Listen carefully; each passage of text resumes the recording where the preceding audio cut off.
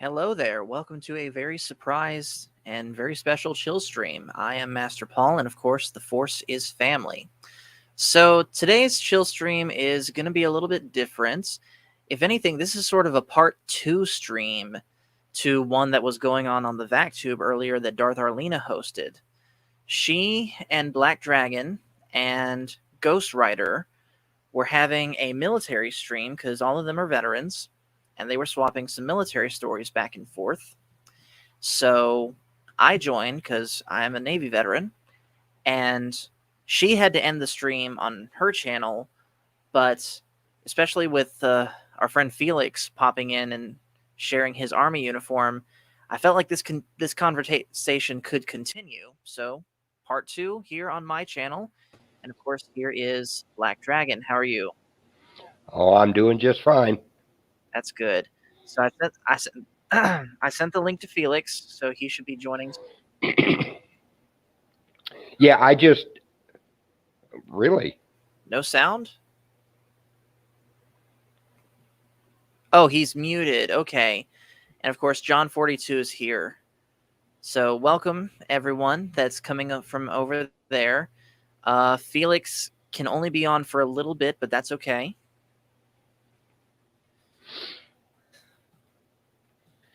All right, so I guess we could pick up the conversation where we left off by, let me ask you this. What's your funniest, most epic drinking story from the Navy? Or, yeah, from the Navy. Well, Hey, it's Felix. almost kind of tragic. Hey, Felix. How do, sir? And since we said it to everybody else, thank you for your service. Thank you for Yes. your service too. Yeah. I didn't even notice he'd sent me the link in Messenger until after we got off. It didn't show up. Didn't? Oh, yeah. It probably was very. Yeah. Yeah, it showed up after I logged off, and then I saw it. Yeah. I think that picture that I sent you guys, I think that has been my peak. If I wanted to go back in my life, I think that's my peak physical. I agree. Shape. Well, see, I've got a high metabolism anyway, so yeah. I've always been. You guys have seen me on EBN. Jealous. You know, I'm skinny. This actually is the worst shape I've been in 35 years. Mm-hmm. Wow. And I retread tires, so I'm lugging around 100 pounds, 125, 130 pound rolls of tread all day long. I believe it. But this is still the worst shape I've been in. Hey, yeah. I wouldn't fight myself. If I go back, if I try to get that guy that you sent that picture. Yeah. No, I wouldn't dare. Yeah, that was. Yeah. You know, yeah. Well, like I told Coach, that's with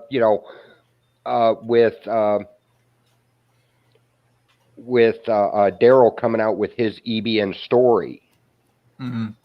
It really is amazing how much we have in common.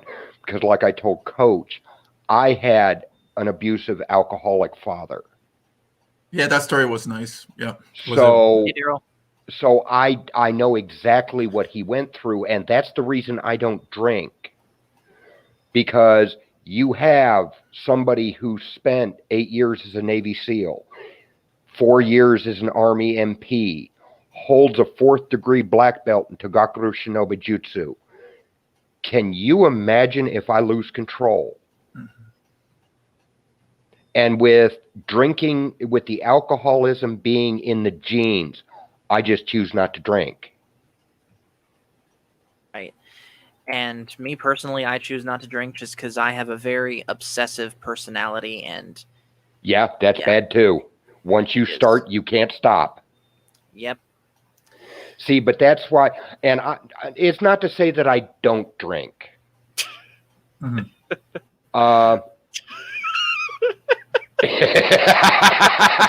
Hey, Coach.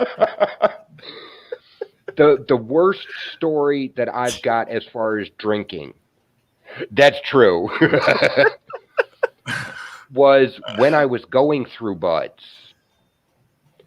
And I had we'll say fiance. This girl and I have known each other since grade school. And since middle school, everybody swore up and down we were going to get married. And we actually planned on getting married. I went off and joined the Navy. She went off to college. And while I was going through buds, no pun intended, got the Dear John letter. And it wasn't that she found somebody else. I mean, she didn't, fall out of love with me. She could not handle the distance relationship. I sat in the barracks and started drinking. Ooh. When I ran out of alcohol in the barracks, I was going to the bar. And one of the guys in my class had caught me and, well, where are you going? I'm going to get a drink. And he's like, I think you've drank enough. No, I haven't. So he actually took me. He was, shall we say, the designated driver. Okay. That way he could watch over me. And I was just sitting at the bar, drowning my sorrows. And it was almost, because I don't remember most of this, I was gone. Yeah. According to him, it was just like out of a movie. I was sitting on a bar stool, drinking, and as he put it, some drunk cowboy bumped into me and told me to watch where I was going. Which I did not take too kindly to. I can imagine. And I got up to confront the man. And I still have the scar on my left inner thigh. Ooh.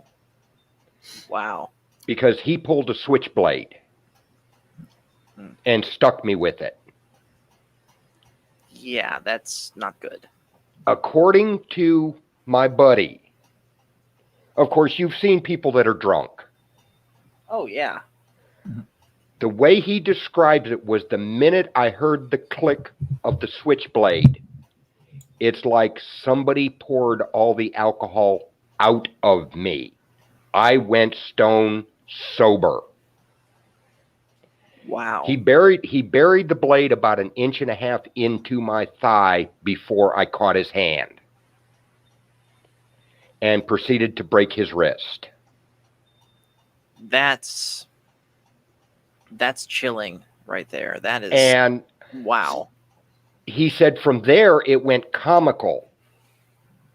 He's like, it was like a cartoon. You'd hit him 2-3 times and he'd fall down on the floor and you would walk over and literally pick him back up so you could hit him 2-3 more times and knock him back down on the floor. I mean, I was angry and I was drunk. Yeah. Then he made a mistake, which I felt bad for, but he didn't. Because according to him, while I was working on El Dumbo, he saw that the guy behind the bar was on the phone. So he naturally assumed, okay, cops are getting called. So he came up behind me and grabbed my shoulder so that we could leave. And I turned around and broke his nose. Because you don't know, in a fight, you don't know what's coming up behind you. Right. And according to him, as soon as I hit him and realized it was him, he's like, all the alcohol poured right back into you. You were drunk again. And he dragged me out of there. Now, you say that's a funny story. Yeah. Now, this was, well, it's not. And this is a very big reason why I don't drink. I believe that. Because the next day, there was an article in the paper about this bar fight. I actually put that guy in a coma. Oh. I beat him so bad. Wow. So, no. If I drink, it's definitely with it. Now, I drank this past New Year's. I was with a buddy, and we had some Tennessee apple whiskey to celebrate the new year. But after one drink, I was done. So I will drink, but I will not drink to excess. Yeah. And it's got to be a special occasion.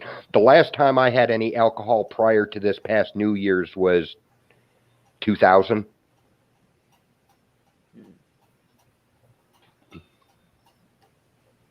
Yeah, I may have. But it's, with the obsessive personality or a background of alcoholism in your family, it can get scary. Yeah. Like, I've never been drunk, period. I've only ever had 4 sips of alcohol my entire life. 3 of those, by the way, happened in the Navy.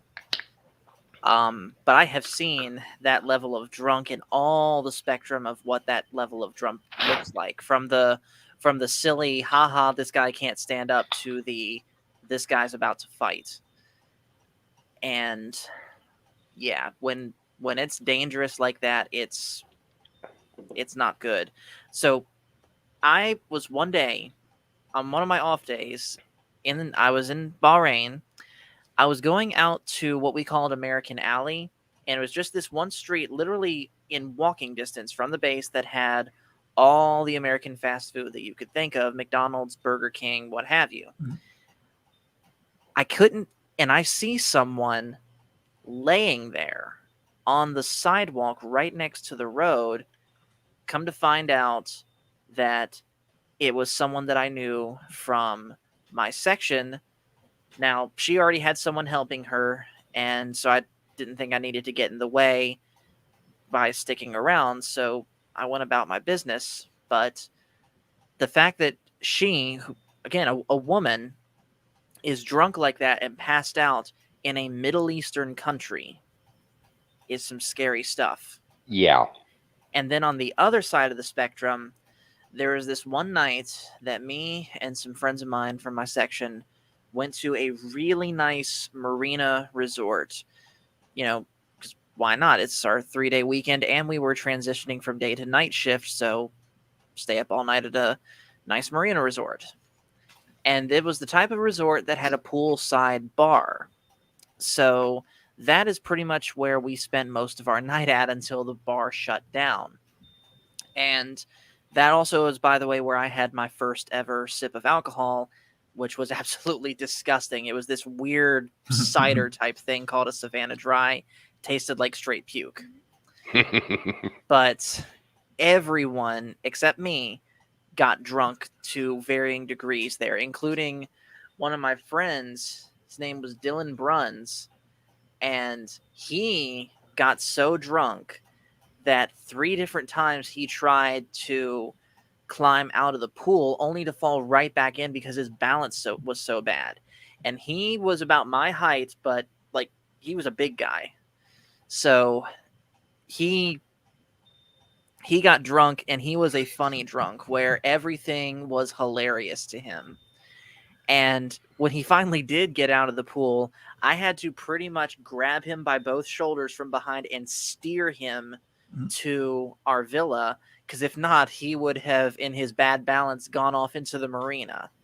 And then the drinking did not stop there. He and the rest of my friends kept drinking, while meanwhile I was trying to get some sleep. So I was sleeping in one of the 2 bedrooms that was in the villa. And I was sleeping specifically in the bedroom that Felix, you okay there, bud? Yeah.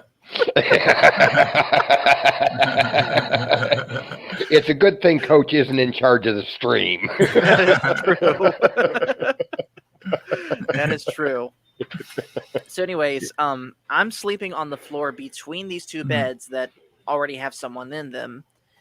In comes my friend Dylan with a full bag of Fritos, and whatever caused his drunken mind to come up with this, he throws the entire bag of Fritos into the room.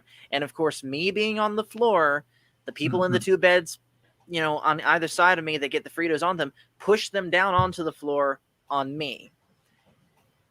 And what blows my mind about this situation is the fact that the bedroom door, neither of them have a lock on them.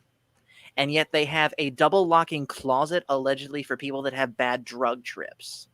How does that make sense?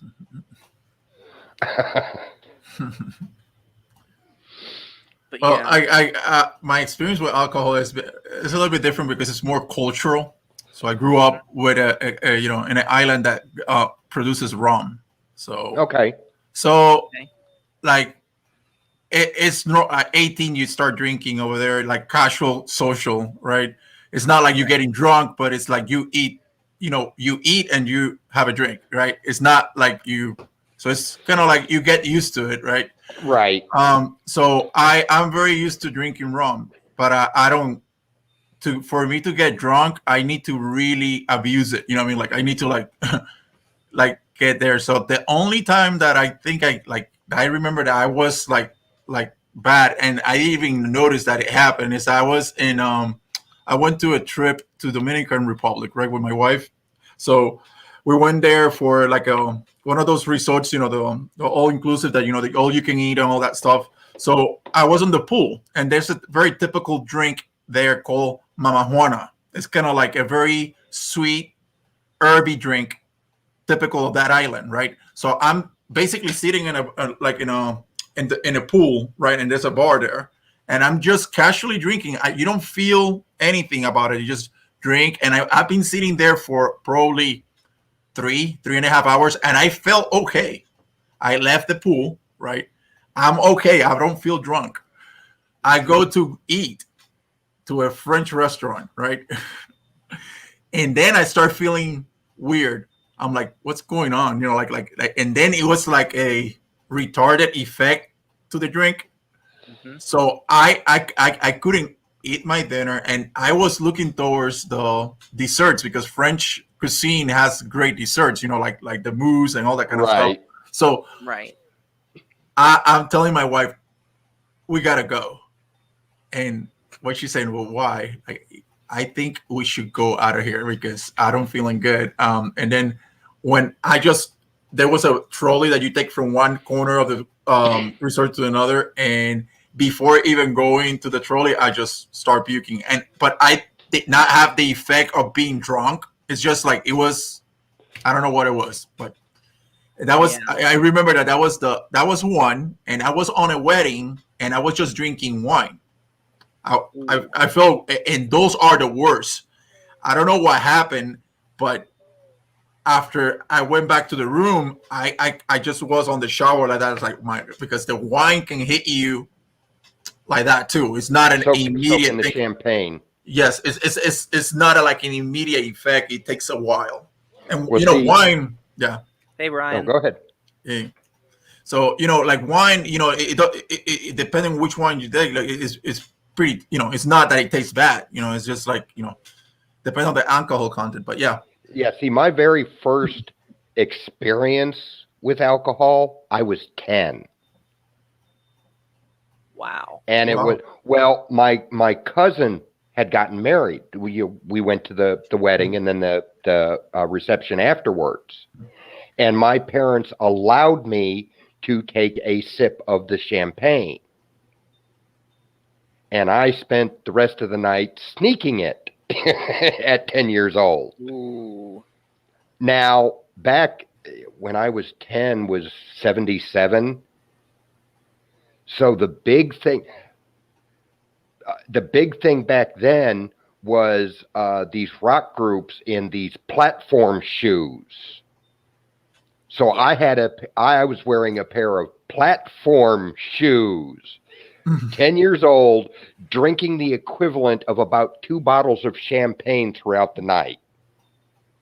That's a bad Yeah, mix. it was probably funny watching me walk. That is not good. So Oh, Paul, wow. I gotta tell you my story because I know that you guys told the story in the Backtube channel. So Yes. I gotta tell you my story. So Okay. the military story. So I know that I showed you the picture, right? So you have my picture. I'll pull it back up in case someone missed it. Yeah. So because it was at the ending, but this is what happens. My grandfather, he went to World War II, right? So he actually was shipped on D-Day. So that's kind of like my background from my grandfather. But Okay. I was always interested in the military, but I'm more like a educational guy. I like engineering a lot. So I was doing college. So I decided while I was in college, I enlisted in the Army for the Army National Guard in Puerto Rico. They have an avionics unit, a helicopter Blackhawks. It's a detachment from Chicago.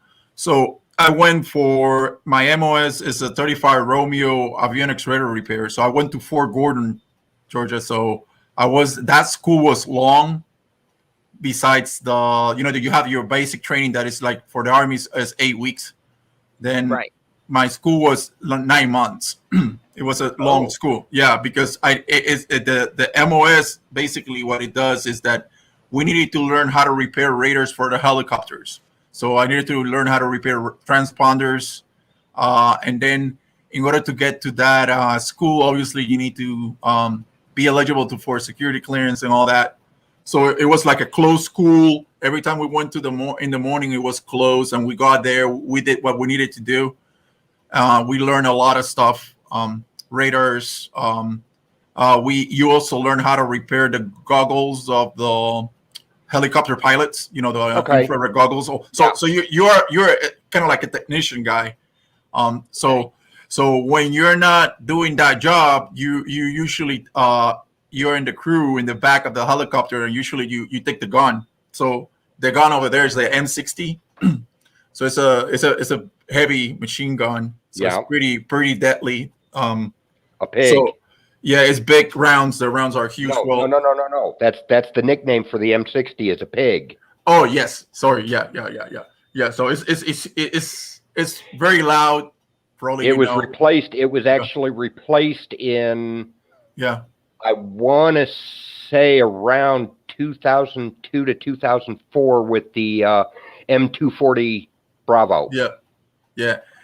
And as you know, the oath, right? You need to defend against foreign and domestic enemies. So for the National Guard, you need to play a lot with the domestic enemies. Yep. Meaning, when they try to get into the island with drugs and stuff, you need to intercept, those things before it even happens. So you work with the Coast Guard and the police to make sure that all the borders are safe.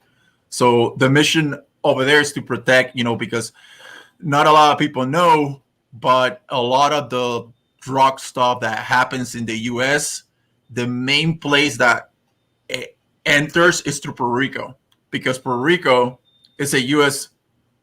Territory, right? So, but it has a lot of relationships with Latin American countries. So the easiest path to go to the U.S. is to Puerto Rico, because if you go to Puerto Rico, not through the borders, then you can go through somehow airplane to the States. So that's a lot of stuff that happens there. Okay. Also, not a lot of people know that there's a lot of bases in Puerto Rico. Like in Puerto Rico, in the South Coast, this island is only 100 times 35 miles, so it's not big. But in the South Coast of Puerto Rico, there's a military installation for training for desert and jungle environments. So a lot of people from the States go there to train, because the South Coast of Puerto Rico is more dry versus the north that is more wet. So there used to be also an Air Force base in the West Coast of Puerto Rico. It's called the Air Force Base Ramey. And it was one of the few air bases that could sustain the space shuttle landing. It's a huge base. Like not a lot of people know that exists there, but it's there. Plus the Roosevelt Roads, that's where I used to live since I was a kid. It's a Navy base. That's where I learned, saw a lot of the aircraft, and I got passion for the aircraft engines and all that. I grew up next to that base. It was a Navy base.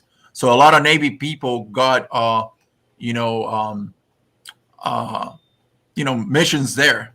So, yeah, you could have had gone there, Paul. Yeah. So, Now, real quick, Felix, what's Coach saying here? I don't get this. Because I know Coach is a big boxing fan. So what happens is that the island is big on boxing. So there was a guy called Felix, like me, Felix Trinidad, and he Yeah. was one of the best boxers, or the best boxer that came out from the island. So Okay. he probably saw a lot of the fights that people were saying Tito, Tito, Tito. Like it's just like people chanting for him. He had a deadly deck, left hook. Right. It was brutal. Like when a person came, like he just put it there, stop it, and then he got with the right. He was a machine. So that's what he's referring to. Right. And of course, Felix, you may have to be careful around Darth Arlena. Oh my gosh. Yeah. Oh man, yeah. Let's see. And of course, a little bit earlier, my Tuesday Night Trek co-host Nerdporio Lifeform popped in and said, "I am a pure civilian. Thank you for your service." We appreciate that, man. We Thank appreciate you. it. Yeah. So that photo, Felix, that I showed earlier, what was going on in that photo? We were getting ready for morning, assembly. So Okay. in a company where we're like ready for after, obviously you get early in the morning, you need to do, your barracks. You need to run in the morning before that, eat breakfast, get ready for the day to go to school. So that wasn't my AIT. That wasn't, Okay. for Gordon. So I was a squad leader at that time. So I had a squad. So I was making sure that all the guys were squared away and ready for the morning. So we passed inspection and we didn't have to do anything else.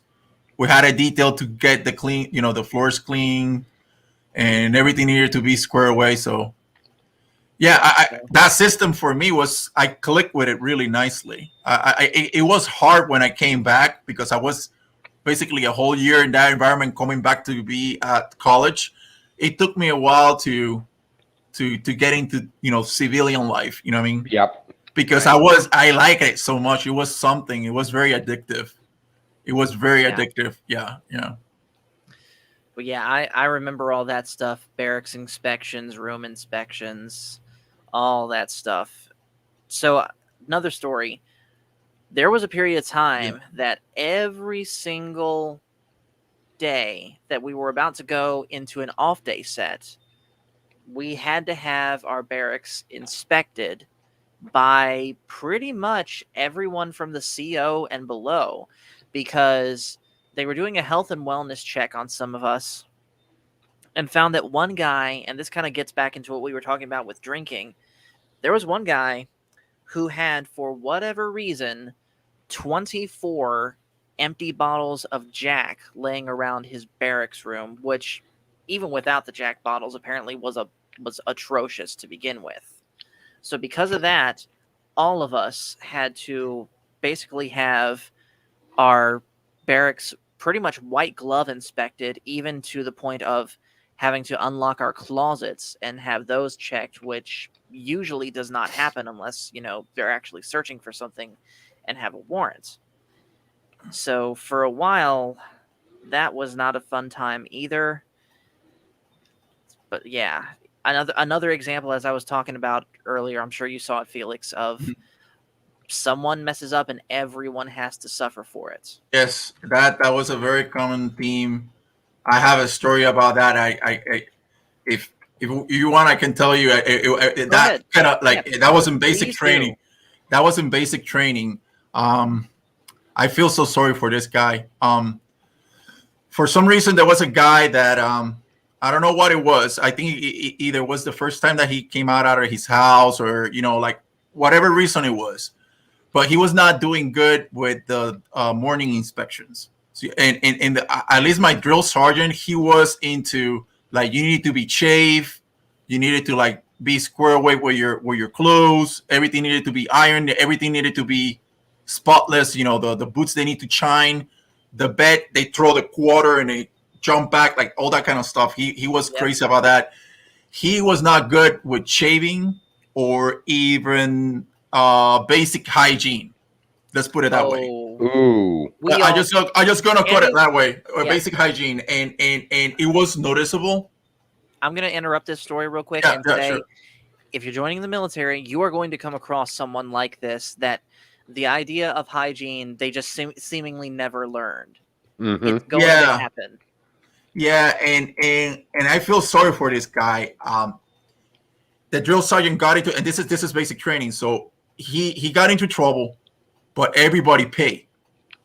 We Yep. we went to a mode of 2 days of every 2 hours was a PT drill, like smoking sessions. 2 hours going to sleep, 2 hours, 2 hours smoking, 2 hours sleep, 2 hours smoking for 48 hours.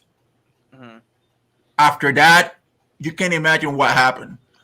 Then the next opportunity, the majority of the platoon, just you seen Shades uh of Full Metal Jacket. Full Metal Jacket, but Oh, yes. they took the soaps with the stuff and Yes. they grabbed them with the you know what I'm talking about. They grab it with the Yes, the I thing. do.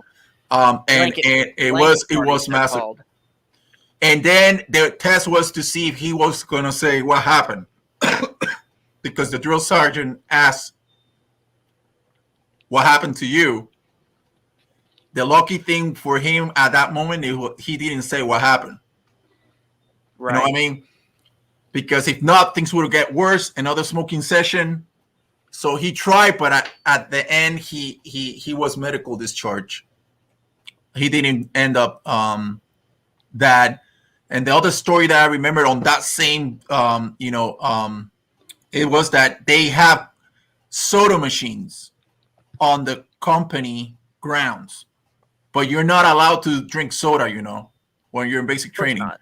you're not allowed to eat. But the soda machines were there.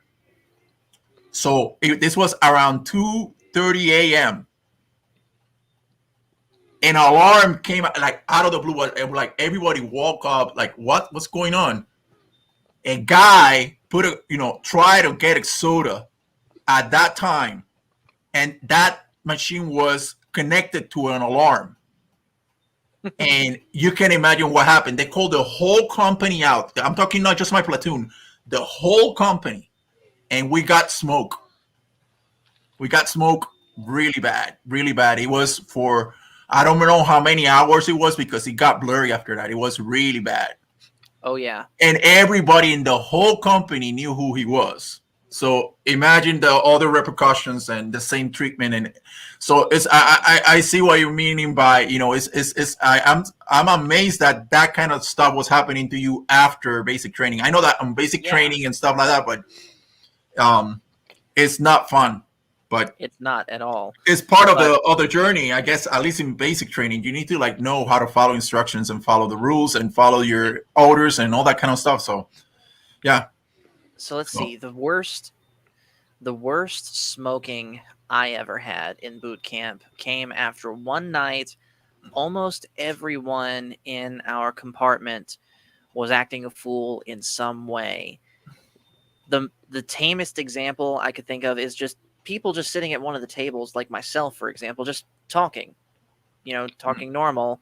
But there were other people that were like having rap battles with each other. There were other people that were slap boxing in the head, and we didn't hear the duty RDC coming in. And of course, next thing you know, we hear him screaming, "Get in your beds! Get in your beds!" And of course, we do as we told. And he's like, "God help you if I hear you again and I have to come back in here." But of course, he told our RDCs about it, and yeah, they got us for it. But that was also not a fun day. And real quick, Coffee on Korriban says, just dropping a like and say, "Hey, I'm chilling on Matt Cave's stream tonight. Go drop him a like if any of you can, and be sure to like this stream."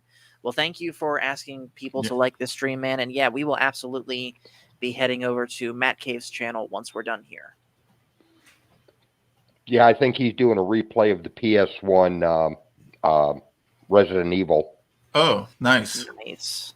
Yeah, he does nice things like that, retro. Yes, he does. Yeah, he's good at that. Yeah. He is. All right, so Black Dragon, I know you talked about how in boot camp you joined. You did your physical test for the SEALs, not knowing what the SEALs were. But do you have any more fun boot camp stories?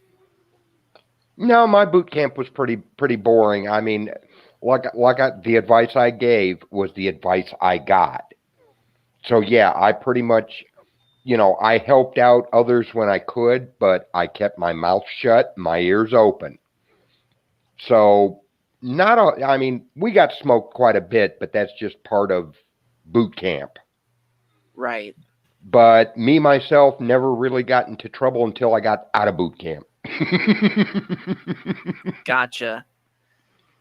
And let's see. Coach's Jedi Archive says, "Have you guys seen the video I did tonight?" I got the notification, but I haven't seen it yet. I don't even think I got the notification. I'll have to double check on that. Yeah, I haven't yet. No. But yeah, we'll check it out for sure. So, let's see. What else can we? All right, let me ask you this, because of course this is the Star Wars guys. We got to at least tie it in somehow to Star Wars. Echo Base Network uploaded George Lucas getting a special Star Wars 6-part documentary series. Ooh. Oh, okay. And he says, watch the first minute. I want to see you guys react. Like right now on stream? Okay. So while I'm pulling this up, I do have another question I want to ask you guys, and it is Star Wars related, because I know you guys were Star Wars fans when you were joining the military.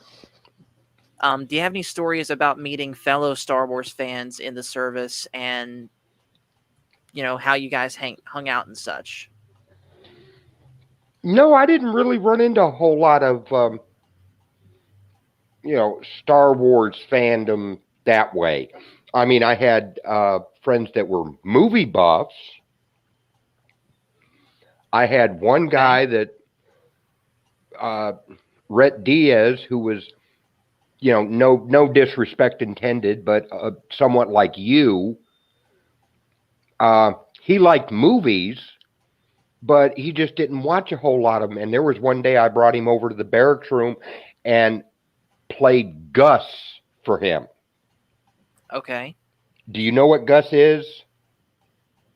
No. It's an old Disney movie about a mule that kicks football goals. I think rings a bell. Never heard of it. I think rings a bell. It's and the thing is, he sat and watched that and roared. But he was used to the more modern, movies where, to be funny, you got to be crude. Right. And he sat and watched this Disney movie and just couldn't believe it was this funny. Mm-hmm. Okay. So, Felix, do you have any stories of meeting Star Wars fans in the military? I guess the only thing that I remember was the speculation of the other episodes. Remember that? And the time that I was joining, that was 1995, 96, right? Yes. So that was before the prequels.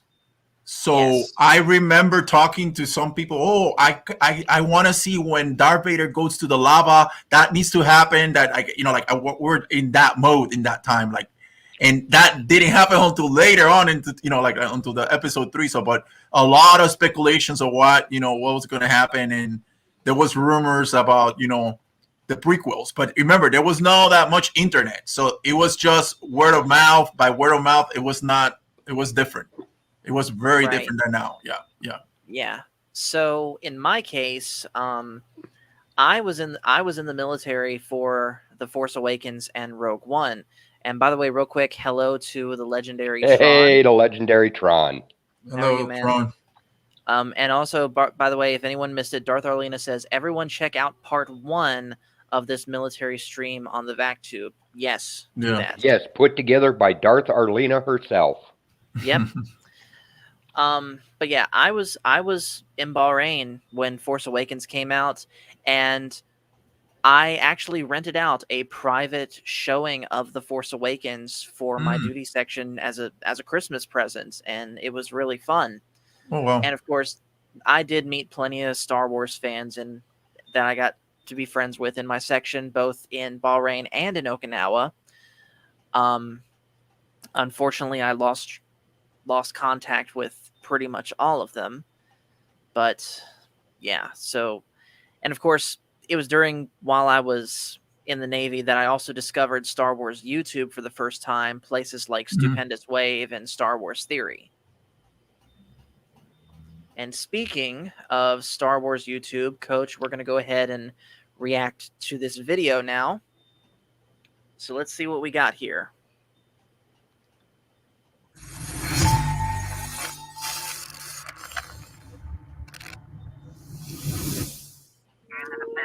I like that. I like that new logo. Nobody delivers perks like we do. Join our member family today. Okay. At last, where have you been? All right, guys, welcome back to the channel. Thank you so much for being here. Coach here, and I am in charge today. That's exactly right. There is no, Nick, there is only. Coach. So news that's breaking today, George Lucas documentary coming from Star Wars co-writer Lawrence Kasdan. Hey, isn't he the guy that wrote this? Right, ladies and gentlemen, The Empire Strikes Back co-writer Lawrence Kasdan is working on a 6-part documentary series detailing George Lucas and Industrial Light and Magic. You can find this article over at ScreenRant.com. Stick around for the end of the video, and I'll give you my own opinion and kind of shoot on this as well. So yeah, that's the first minute. That's all that Coach asked us to watch. We'll watch the rest of it after. But yeah, that's pretty good. I'll definitely be watching the rest of that video once we're done here. So let's see. This has been kind of a short stream. I know most of the military stuff we talked about on the VacTube, but anything you guys want to talk about before we get out of here?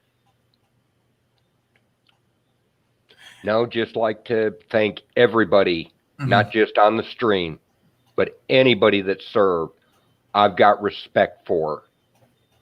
Yes. And no matter what branch. Yeah. Yes.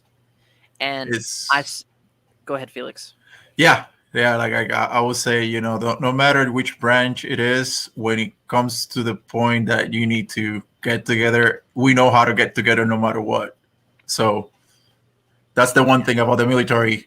I have a bunch of friends, you know, like now, especially, you know, I'm a dad, so I have a bunch of dad, especially Marine Corps guys that I talk to. Yeah, thank you, everybody. Absolutely. And I'll close out this stream by repeating the advice that I gave on the VacTube on their stream in case anyone missed it. This goes out to anyone who's watching this currently that's thinking about joining the military, or anyone who happens to watch this in the future that is thinking about joining the military. The biggest piece of advice I can give: do not let the negativity of others affect your outlook on the military as a whole, because it doesn't matter where you go, what branch you choose, what job you choose, what duty section you're put into, what base you're assigned to, you're always going to find someone that just complains. And if you take what they say to heart, it'll seriously hurt your outlook of the military as a whole, as admittedly it did with me. So do not make the same mistake that I did and just focus on your career. Make of it what you want to. Yeah, sure, things might truly suck, but it's all temporary. You know, make sure you follow your career to the fullest and don't just give up on it. Good advice. Yes. And remember, the In goal civilian worlds, we call those types of people Karens. Exactly. And yes, the military has them too. Except we call them dependas. What were we about to say? Ahead, yeah, remember the goal of all military is to keep, you know, it will be, you know, the theme is the land, you know, land of the free and the home of the brave. So Exactly. that's the goal. Yes. So thank you guys for watching this impromptu chill stream. Yeah. Thank you guys also. I know she's not here to say it, but I'll say thank you for watching Darth Arlena's stream and supporting her over there on the VacTube for part 1 of this stream. And just remember, guys, you know, thank you for your service to all fellow veterans out there. And just remember, the Force is family. See you guys later. See you guys. See you guys Now later. Bye. Now let's go raid Let's the Matt go cave. raid Matt.